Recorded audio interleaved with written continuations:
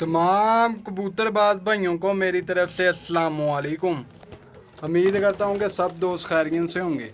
लो जनाबे वालिया माशाल्लाह शौक कर लो पट्ठिया पट्ठे बच्चे ते पट्ठिया पट्ठे 9-9 परदे 8-8 परदे 7-7 परदे 4-4 परदे 5-5 परदे मिक्स गेम आ। टोटल ये 32 पीस आ दोस्तों, 32 के 32 मिलने आ।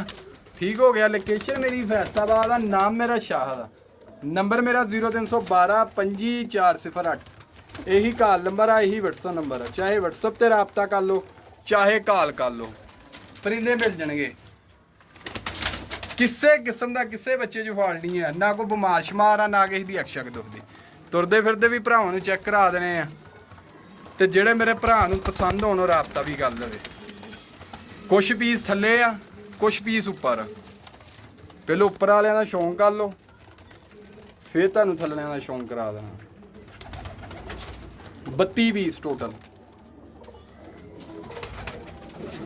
क्योंकि शौक एडा मज़ेदार नहीं सी हो रहा, इस वजह तो कुछ परिंदे थल्ले लाते, जगह थोड़ी सी असल जी। आ देख लो माशाल्लाह सारे पट्ठिया पट्ठे A तो Z 32 पीस आ टोटल। 32 के 32 मिलने हैं।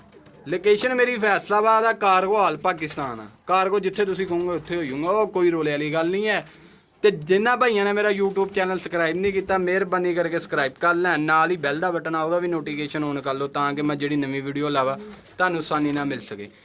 दोस्तों टैडन मादी आ, 8 के 9 पर दी पट्ठी है। आ देख लो माशाल्लाह कलर वाइज आ बच्चे, सियालकोटी टैडी, सियालकोटी क्रासां च, गोल्डन क्रासां च, यानी कि मिक्स गेम आ। ना इन्हां च कोई जरद अखा वा, ना कोई काल अखा, ते ना कोई पील अखा। आ गोल्डन बच्चा वा लाखा, आ 2 पर दा बच्चा। विच वड्डे पीस भी आ, 7-7 परदे भी आ, विच छोटे पीस भी आ, भी टैडी बच्चा वा। सियालकोटी आ ननकाना साहब वालियां चो लाखा वा। आ देख लो माशाल्लाह कलर वाइज आ। एक होर इन्हां च लाखा बच्चा हैगा ननकाने साहब वालियां च, आ सामने आ गया। क्योंकि भरावां नूं कल्ले कल्ले पीस का शौक भी होवे, तो जेड़े मेरे भरा नूं पसंद होण राबता भी कर लवे। लोकेशन मेरी फैसलाबाद आ, 300 रुपये पर, रेट मुनासब होऊगा मेरा। तो फिर भी भाई कहते होंगे मुनासब कर लो, रेट मुनासब आ।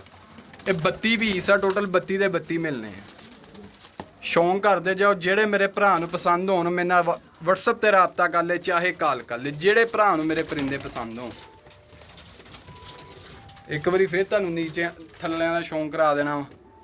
आ देख लो माशाल्लाह ठीक हो गया, क्योंकि कल्ले कल्ले पीस का शौक भी होए भरावां नूं। इन्हां दे दोस्तों 2 डब्बे बनने। ठीक हो गया। आ लो जी थल्लिਆਂ दा भी शौक कर लो।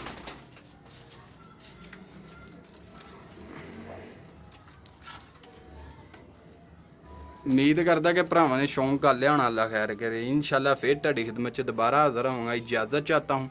ओके जी, अल्लाह हाफिज़।